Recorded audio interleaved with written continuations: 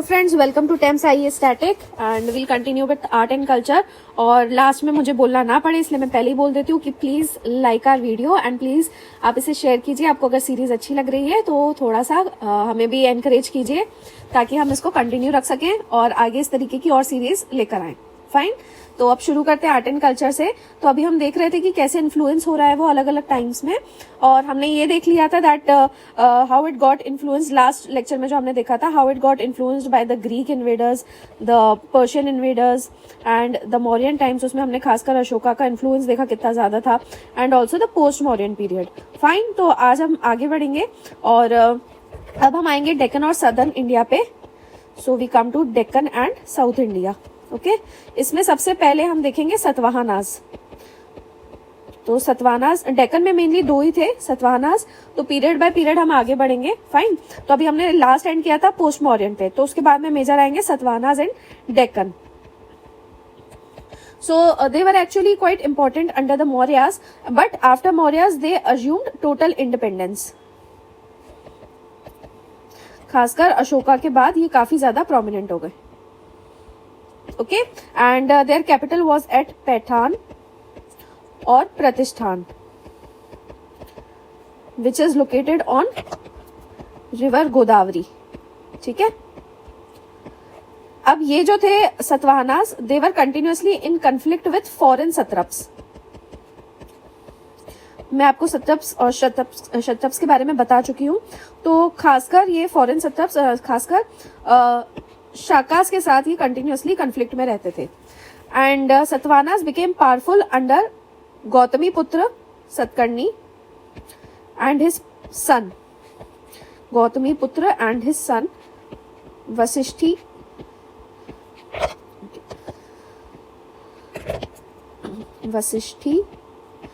पुत्र सतकर्णी। ठीक है, सबसे ज्यादा पावरफुल ये इनके अंडर हुए थे, गौतमी पुत्र और वशिष्ठी पुत्र सतकर्णी के under. And what they did was they extended the kingdom and they cleared forest, जंगल वगैरह क्लियर करके अपने किंगडम को काफी ज्यादा इन्होंने एक्सपैंड कर लिया था। And they made roads and new towns, तो इनके अंडर ये सारे डेवलपमेंट्स हुए। Plus also the trade increased with other countries like Persia, Iraq and Cambodia. Okay, अब इन्हीं के साथ में एक और थे, खरावेला ऑफ कलिंगा। तो कलिंगा काफी प्रोमिनेंट हो गया था।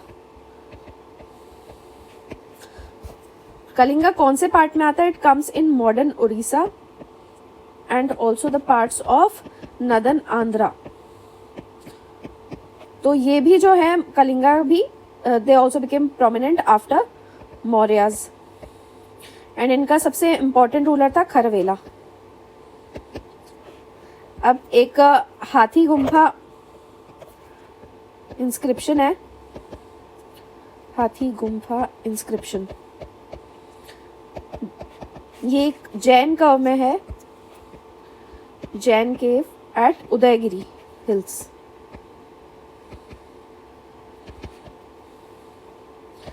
And this gives the detailed account of his reign. ठीक है, तो ये खरवेला के रेन के बारे में काफी डिटेल्ड अकाउंट है यहाँ पे। लेकिन ये इसके साथ में दिक्कत ये है कि it is not easily decipherable, not easily decipherable, आसानी से उसको समझ नहीं सकते हैं। ओके, सो ये थे इस टाइम पे डेक्कन में। अब अगर साउथ इंडिया की बात करें, ओके, तो साउथ इंडिया वाला जो पार्ट है वो किसको माना जाता है? The part south of Krishna and Tungabhadra river, Krishna and Tungabhadra river. और यहाँ पे कौन थे? Cholas, Cheras and Pandyas.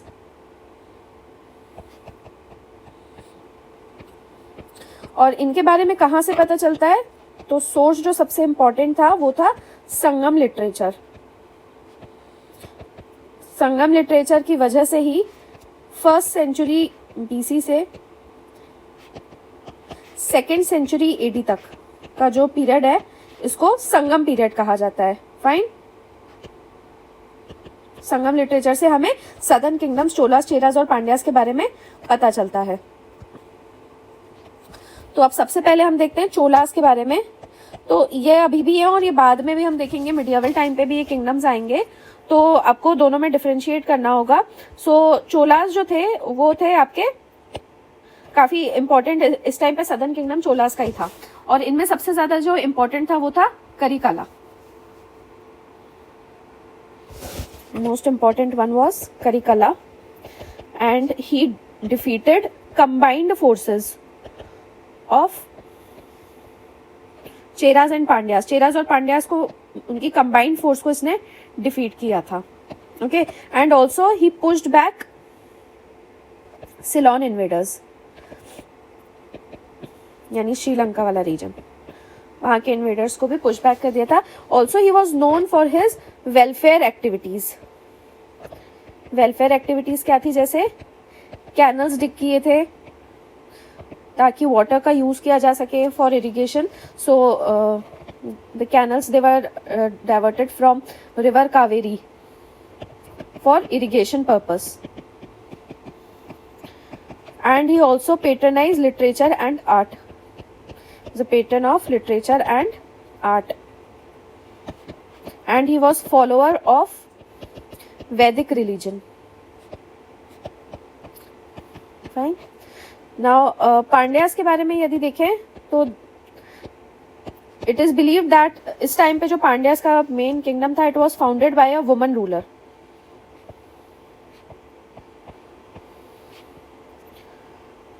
And she maintained a huge army,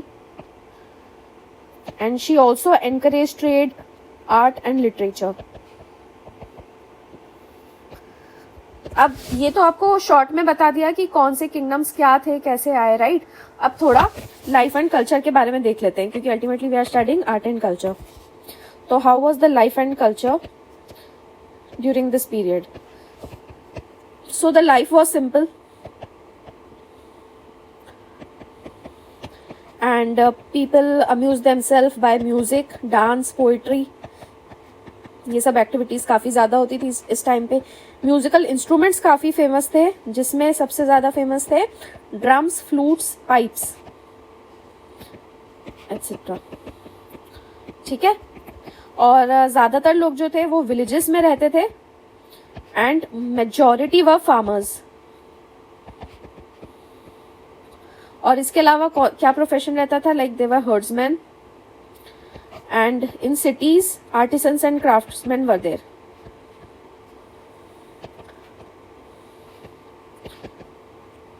merchants जो थे वो ज्यादातर कोस्टल एरिया में पाए जाते थे,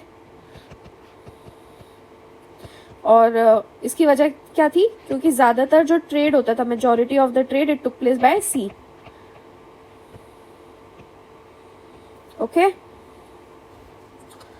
सोसाइटी कैसी थी इस टाइम पे?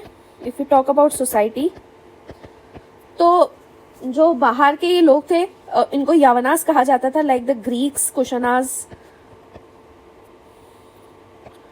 Shakas and Parthians, they were called as Yavanas. And although they soon merged into the society and they adopted Indian names, तो थे फॉरेनर, लेकिन इस तरीके से पूरी खुद को मर्ज कर लिए थे। We have studied in the last lecture, अगर नहीं देखा है तो आप एक बार जाके देख लेना। वासुदेव और कनिष्क का जो था पूरा हमने ये सारी चीजें पढ़ी थी, ठीक है। And they also intermarried. तो इस टाइम पे इनके कॉइन्स जो मिलते हैं, they have the images of Vishnu, Ganesh, Mahesh, and Mahesh. Okay, so this was the reason कि ये मतलब आसानी से कैसे ये मर्ज हुए। This was the reason why they used to patronize Buddhism. आपको पहले ही बताया था कि बुद्धिज्म और जैनिज्म इनका अडॉप्ट करने का, मेनली बुद्धिज्म अडॉप्ट करने का क्या रीजन था? बिकॉज उनको कास्ट सिस्टम के कॉम्प्लिकेशंस में नहीं फंसना था, and by adopting Buddhism, by patronizing it, they were easily able to merge into the society. ठीक है, now we'll come to the age of Harshavardhana और हर्ष। सो इनके टाइम पे क्या था, वापस थोड़ा नॉर्थ की तरफ आ गए, तो देवर मेनी वॉरिंग रूलर्स, तो it took Harsha 6 years to bring all those warring rulers under his control. 6 साल इनको लगे इन सबको अपने कंट्रोल में लाने के लिए। Okay, and again and again some people are asking about the notes. So आपको नोट्स जो है वो पीडीएफ फॉर्मेट में नहीं दिए जाएंगे। So what you can do is, and what is also good for you, कि जो नोट्स है आप उनको प्लीज लिखते जाइए साइड बाय साइड, आपको याद भी हो जाएगा और आपकी खुद की राइटिंग में रहेगा, तो उसको रिवाइज करना भी काफी ईजी रहेगा। ओके, अब हर्षा की एज का हमको डिटेल्स कहाँ से मिलती है? So it is found in Banabhatta, ये कोट पोएट थे बाणभट्ट, उनकी हर्षचरित, तो this is a biography of Harshavardhana, ये बाणभट्ट ने लिखी थी, यहाँ से हमको पता चलता है उनके बारे में। एंड ऑल्सो स्वान सॉन्ग और swan song, in some books you will find Hiuen. Okay, तो ये भी एक चाइनीज ट्रेवलर थे, इनके अकाउंट से भी हमें हर्षा के बारे में पता चलता है। सो इन्होंने क्या बताया, ह्यून सांग ने या स्वान सांग ने क्या बताया था, that Harsha had efficient government and he said that the families here were not registered and there was no forced labour. ये उस टाइम की सोसाइटी के बारे में देखो हमें पता चल रहा है ह्यूनसांग के अकाउंट से, कि गवर्नमेंट एफिशिएंट थी, फैमिलीज रजिस्टर नहीं की जाती थी, फोर्स लेबर नहीं था। रिलीजियस एक्टिविटीज के बारे में भी पता चलता है, like Harsha built hospitals and rest houses, he gave grants specially to, वैसे सारे सेक्ट्स को, लेकिन specially to Buddhist and Hindu monks. Okay, and he was also known for his literary activities. Literary activities क्या थी? He wrote some plays like नागनंदा Ratnavali लिखी थी, and he also wrote Priyadarshita. Okay, और बाणभट्ट का तो आपको ऑलरेडी बता दिया कि एक तो हर्षचरित लिखी थी और दूसरा एक और लिखी थी उन्होंने Kadambari. Fine, now again we'll move on to the kingdoms of Deccan and south. तो ये पीरियड साइड बाय साइड ऐसे बढ़ रहा है कि मौर्यास के जस्ट बाद सतवाहनास और ये आपका कलिंगा का आया था, और साउथ में आपके चोला चेरा पांड्या थे। फिर उसके बाद में हमने कहा कि ऊपर फिर आपका हर्षा का रूल आया था। And now again we are moving to Deccan and south. तो अब डेक्कन और साउथ में क्या हुआ? So after the decline of Satavahanas many small kingdoms came up. तो कई सारे स्मॉल किंगडम्स आए जो कि ज्यादा वैसे स्टेबल नहीं थे। So like they were Vakatakas, they didn't last long. Then after that came Chalukyas, ये important थे, Chalukyas of Vatapi and Kalyani. Okay, तो इनमें एक पावरफुल था Pulakeshin. Pulakeshin was very powerful and Chalukyas जो थे they kept fighting with Rashtrakutas in the north and Pallavas in south. Okay, और इनका एंड कब हुआ था चालुक्यास का? 753 एडी में हुआ था बाय राष्ट्रकूटा। राष्ट्रकूट जो थे उन्होंने फिर एंड किया था ये। और मोर अबाउट चालुक्यास, तो उनका कैपिटल जो था वो वातापी था, which was quite a prosperous region. And उसका रीजन क्या था? बिकॉज चालुक्यास भी काफी ज्यादा ट्रेड में इन्वॉल्व थे, like the trade with Arabia, Iran and Red Sea ports of west. और वेस्ट, ये सब वेस्ट की कंट्रीज थी। इसके अलावा they also did trade with south east Asia. Okay, and Pulakeshin two जो था, he had sent an ambassador to Persia. Persia के किंग थे, his name was Khusro to.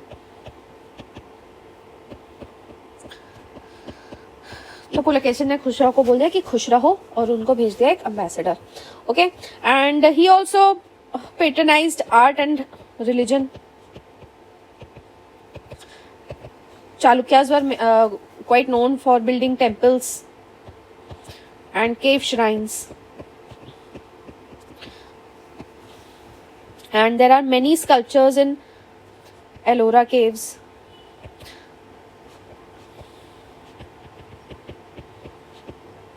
ये सारी चीजें आप डिटेल में भी पढ़ोगे, so you don't have to worry about it. Under Chalukyas and Rashtrakutas. तो ये कई सारा जो स्कल्पचर है एलोरा केव्स का वो चालुक्यास और राष्ट्रकूट के अंदर बना था. ओके, अभी हमने जैसे साउथ और डेक्कन का किया. Now again we move to somewhat central India. तो यहाँ पे आ गया था Gupta period, 4th century AD to 8th century AD.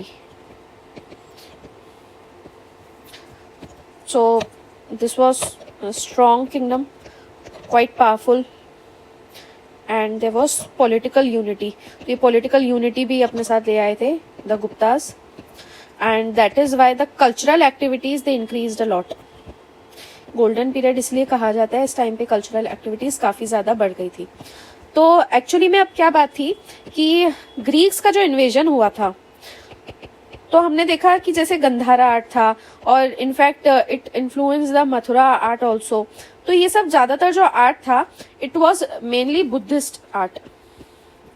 तो अब गुप्तास का क्या मेन कंट्रीब्यूशन रहा था कि इन्होंने हिंदू गॉड्स एंड गॉडेसेस को अब ये काफी पोर्ट्रे करने लगे थे.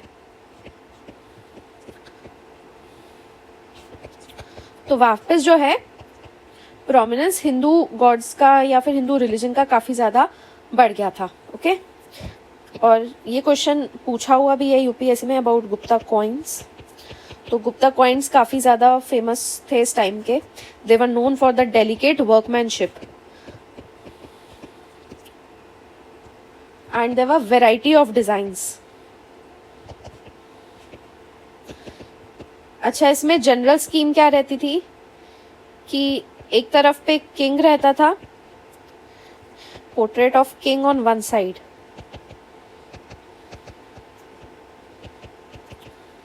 एंड मतलब वो भी ऐसा रहेगा कि मतलब शूटिंग अ टाइगर और a lion and then playing some musical instrument Samudragupta का जैसे मिलता है,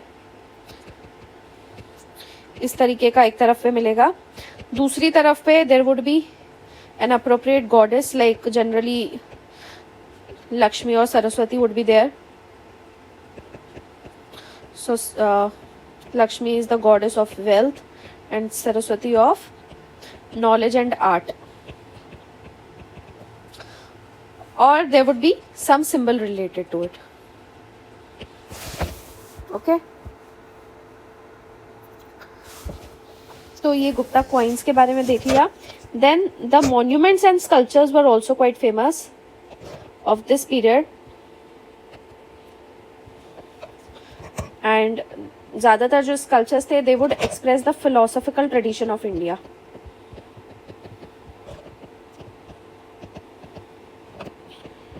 तो ये लोग क्या करते थे कि जो religious places होती थी तो उसके जो नीच और कॉर्नर्स होते थे उनको भी गॉड्स और गॉडेसेस के स्टैचूज के साथ डेकोरेटेड कर देते थे. सो दे डेकोरेटेड इवन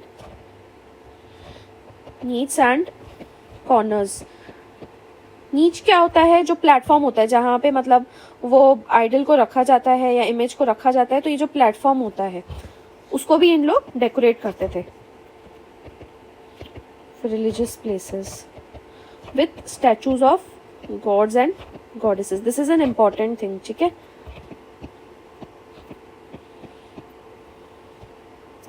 और जो इमेजेस रहती थी वो इमेजेस कुछ इस तरीके से बनाते थे that they were treated as symbols and symbols that represent the attributes of god. तो ये आपने देखा होगा जो Hindu goddesses gods and goddesses का अभी भी दिखाते हैं कि मतलब 4 हाथ होना, 8 हाथ होना. So these represent like the 4 और 8 आर्म्स. ये एक तरीके का सिंबलाइजेशन था that it represented that each arm carried a symbol और आयुध, आयुध यानी वेपन। बट एक चीज जो इस टाइम से काफी फेमस हुई थी, गॉड्स एंड गॉडेसेस को ह्यूमन फॉर्म्स में दिखाने लगे थे। So there is an important temple, the Dashavatara temple. Okay, so remember this, ये गुप्ता पीरियड का Dashavatara temple at Deogarh and the cave temples in Udayagiri hills.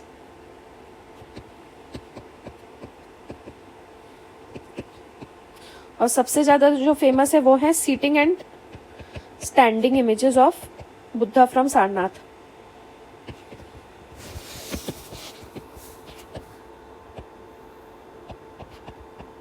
ठीक है, सारनाथ के बुद्ध की इमेजेस। सो ये आपको टेम्पल दिखा देते हैं। So this is the Dashavatar temple. So इसमें विष्णु की जो 10 अवतार, 10 इनकारनेशंस हैं, वो इस टेम्पल में आपको दिखेगी। This is in Deogarh in UP. Okay, अब सारनाथ आर्ट की बात आई है तो आपको वो भी बता देते हैं। जो सारनाथ आर्ट है एक्चुअली में, तो यहाँ के जो आर्टिस्ट थे, दे वर स्किल्ड इन ब्रॉन्ज। तो एक 2 मीटर हाई ब्रॉन्ज इमेज है सुल्तानगंज में। सुल्तानगंज कहाँ पर है? इट इज नियर भागलपुर इन बिहार।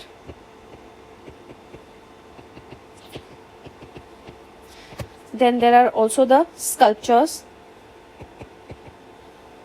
ये गुप्ता पीरियड का स्कल्पचर भी काफी फेमस था। केव्स का, जैसे कि एलोरा केव्स का और रॉकेट केव्स जो कि अजंता में है। और जो स्ट्रक्चर रहता था, it was mainly of stones and bricks. Fine. और इसके जो गुप्ता आर्ट के जो ग्लिम्सेस हैं कामों में भी इन कालिदास's work. Like he mentions that the towns were well planned, काफी well planned towns थे, and there was the network of roads, markets, and there were big sky touching palaces.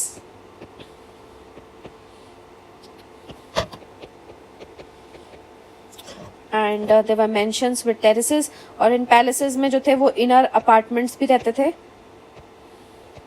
There were courtyards within the palace, courtyard रहता था, then prisons होते थे, then there was सभागृह, and there were verandas, gardens, fine। लेकिन ये सारी चीजें हमें कालिदास के वर्क से पता चलती है। अगर रियल में देखा जाए तो जो आर्कियोलॉजिकल एविडेंस हमें मिलता है, दैट इज वेरी पुअर।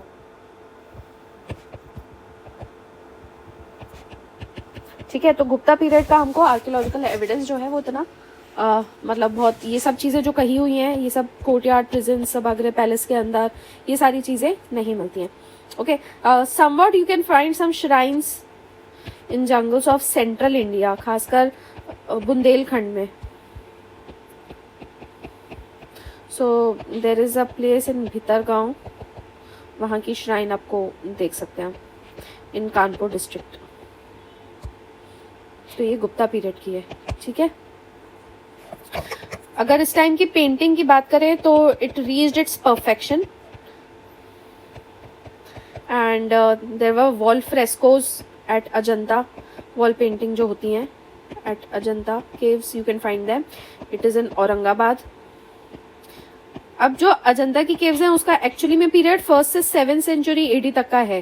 ठीक है, लेकिन ज्यादातर जो वर्क्स हैं वो गुप्ता पीरियड के हैं। And similarly you can find the wall frescoes at Bagh caves also. ये धार करके एक जगह है MP में, वहां पे आपको मिलती हैं बाग केव्स। ओके, तो इनकी जो पेंटिंग वगैरह है यहाँ पे, वो ज्यादातर they were scenes from the life of Buddha. And also जो इस टाइम का मतलब आर्ट जो था, उससे ये कह सकते हैं कि द ह्यूमन, एनिमल, प्लांट्स का जो उसमें रिप्रेजेंटेशन दिखाया है, it was refined and it shows the sensitive nature of Gupta art. ये सारी चीजें आपको मेंशन करनी होती हैं। जब आप आंसर लिखते हो तो आप नॉर्मली नहीं लिख सकते हो कि ये था, ये था। फैक्ट्स वगैरह तो सब लोग ही कोट करते हैं, लेकिन इंपॉर्टेंट एस्पेक्ट क्या है, कि it reached the perfection, and उसी तरीके से ये जो ह्यूमन, एनिमल्स और प्लांट्स का रिप्रेजेंटेशन था, it showed the sensitive nature of Gupta art. Fine. And the concept of beauty was a characteristic of Gupta art. ये देखो, ये बहुत इंपॉर्टेंट सेंटेंस है, please right it down. The concept of beauty was a characteristic of Gupta art.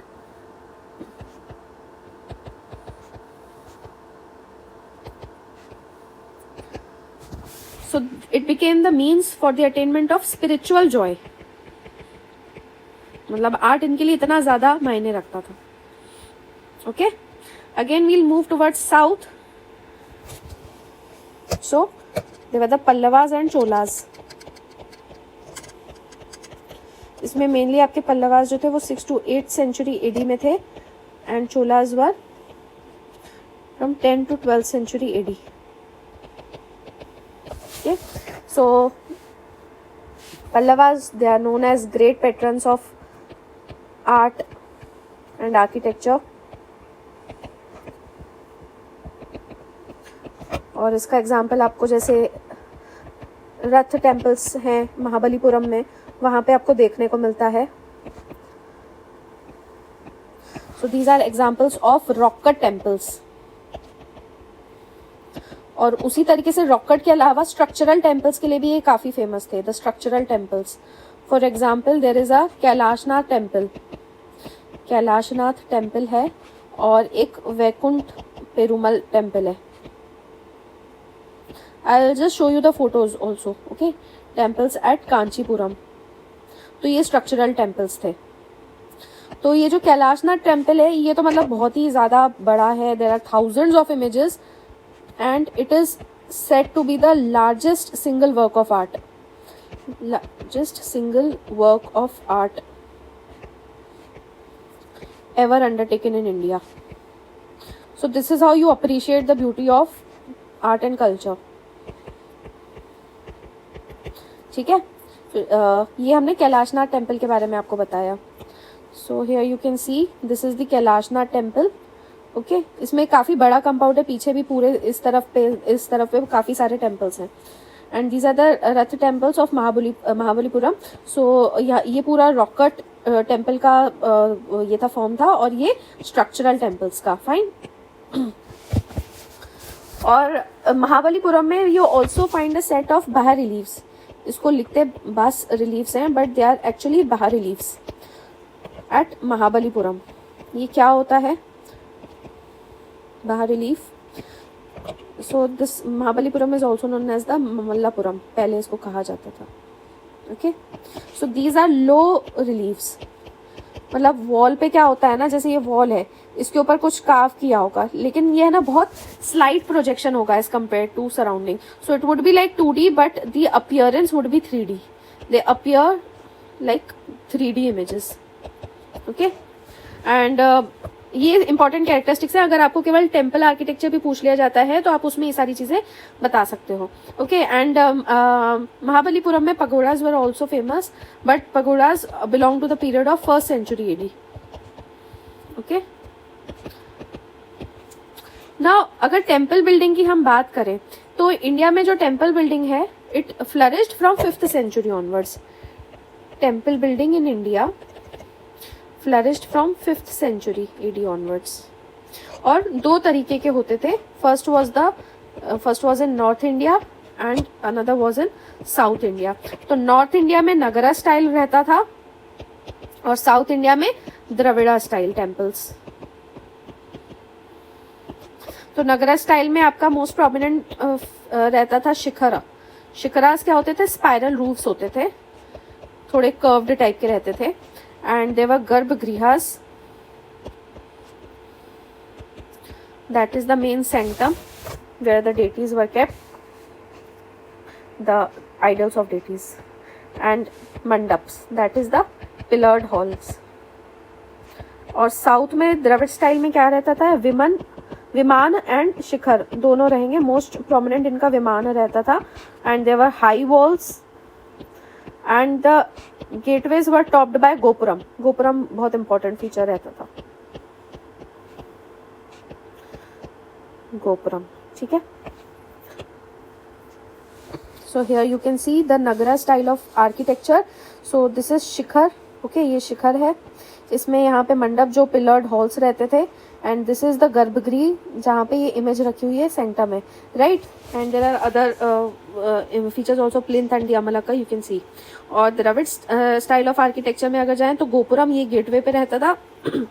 Then there was विमान, ये जो इतना toll structure होता था ये विमान होता था. And there was Shikhar also. Okay. Now ये जो temples रहते थे, they were basically the places where the ideas were exchanged and discussions took place. और schools वगैरह भी कई बार यहाँ पे organize किए जाते थे, मतलब साउथ इंडिया में खासकर. And dances and dramas took place during festival times. Okay.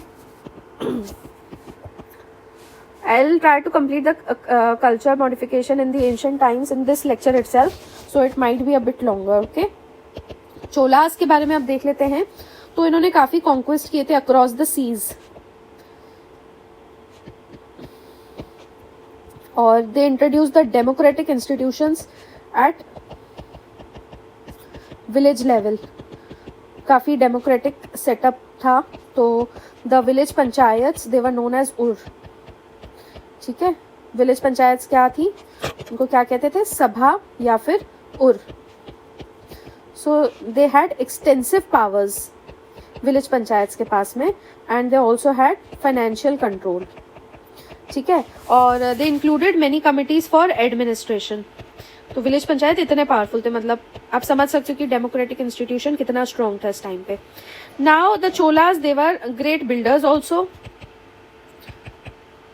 तो द्रविड़ स्टाइल जो था इट रीच्ड जेनिथ, यानी अपने हाईएस्ट पॉइंट पे पहुंच गया था अंडर चोलास. ओके, और इसका एक एग्जाम्पल है राजराजेश्वर मंदिर.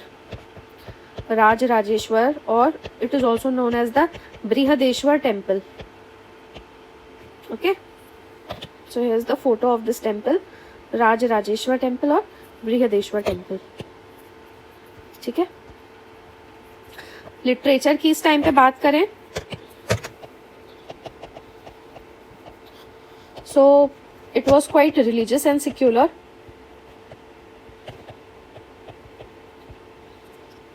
And Sanskrit became the language of courts. But केवल संस्कृत नहीं थी, इस टाइम पे तमिल ने काफी ज्यादा प्रोग्रेस किया. So there were contributions in Tamil by Alvars, Nayanars, Vaishnavite and Shaivite monks.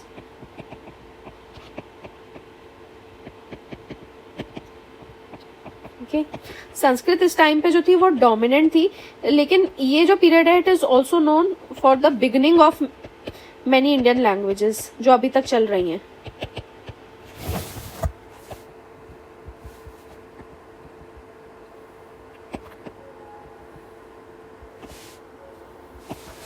और अब गुप्ता पीरियड से क्या होने लगा था, from Gupta period onwards transformation होने लगा था of ancient Brahmanical faith into, जो पहले का मतलब कोर ब्राह्मणिकल फेथ तब तक डेवलप हो गया था, इस टाइम पे ये ट्रांसफॉर्म होना शुरू हुआ था टू मॉडर्न हिंदुइज्म. यानी कुछ हद तक जो हम आज देखते हैं हिंदुइज्म का जो फॉर्म, वो गुप्ता पीरियड के टाइम पे ही स्टार्ट हुआ था. And at this time Buddhism को बहुत ज्यादा पेट्रनेज नहीं मिलता था.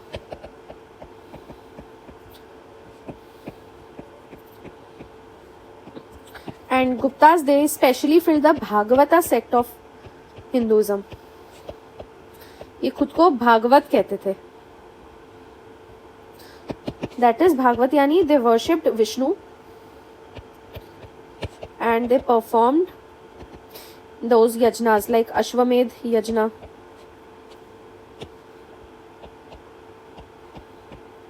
And donated to Brahmins. और क्या हुआ इस पीरियड में, the Puranas were compiled.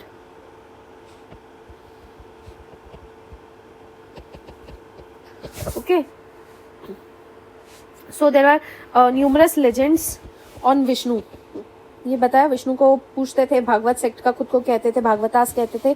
So they also prepared legends. Numerous legends were compiled on Vishnu, who was known as the preserver of dharma. And the compilation is known as मतलब पूरा का पूरा एक पुराण उनके नाम पे कर दिया, Vishnu Purana. And they prepared a law book named as Vishnu Smriti. And by 4th century AD, there was a famous Vaishnav work known as the Srimad Bhagavad Puran. Srimad Bhagavad Puran. So, this Puran, it taught devotion to Krishna. Okay.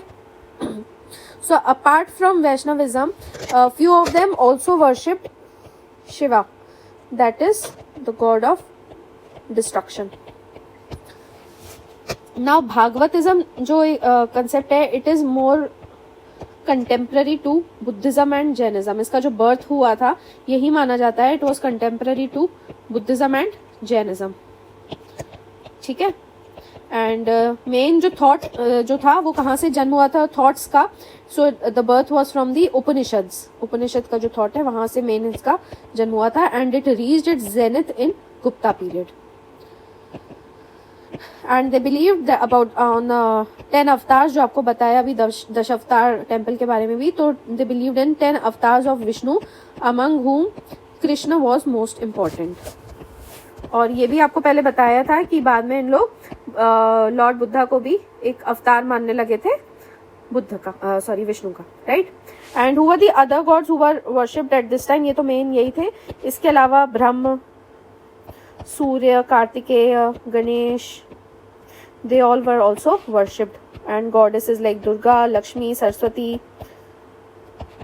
and there were lesser gods like Indra, Varun, Yam, ठीक है। and they also revered creatures like snakes and yakshas। yakshas क्या होते हैं? basically nature spirits, and believed in gandharvas। gandharvas are believed to be good healers, ठीक है। और places like Banaras and Prayag, they were considered as places of pilgrimage, वही धाम, हिंदू धाम माने जाते थे। and idol worship became quite popular। so you learned all about Guptas, ठीक है। अब एक चीज देख लेते हैं about Nalanda school of learning. Okay, so this was a great centre of learning and during Harsha, मतलब ये काफी ज्यादा फेमस था। एंड अभी भी इसके कई सारे जो माउंट्स हैं, they have not been excavated yet. So it had huge complex of buildings, कई सारी बिल्डिंग्स थी, and many of them were like 4 stories हाई। तो ह्यूनसांग या सुआनसांग, उनके अकॉर्डिंग यहाँ पे जब वो आए थे तो 10,000 स्टूडेंट्स थे, and they were supported by the revenues of 200 villages. So Nalanda वैसे प्राइमरली महायान बुद्धिज्म के लिए था, बट यहाँ पे सेक्युलर सब्जेक्ट्स भी पढ़ाए जाते थे। लाइक सेक्युलर में क्या आ जाएगा आपका? Grammar, logic, epistemology, science, okay, there were active discussions over there।